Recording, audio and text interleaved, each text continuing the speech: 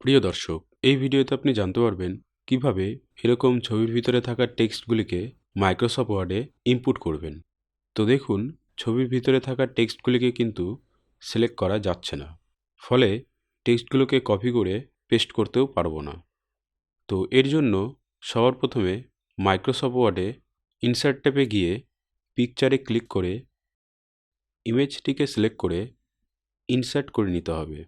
এরপর ছবিটিকে ফিট করে নিয়ে ডকুমেন্টটিকে পিডিএফে সেভ করতে হবে।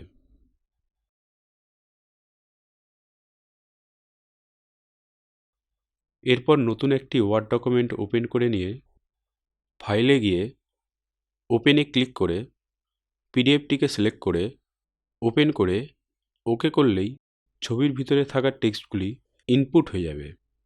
তো দেখুন, আমি এখন টেক্সটটিকে সিলেক্ট করতে পারবো, ফরম্যাটিং পরিবর্তন করতে পারবো, এডিটও করতে পারবো।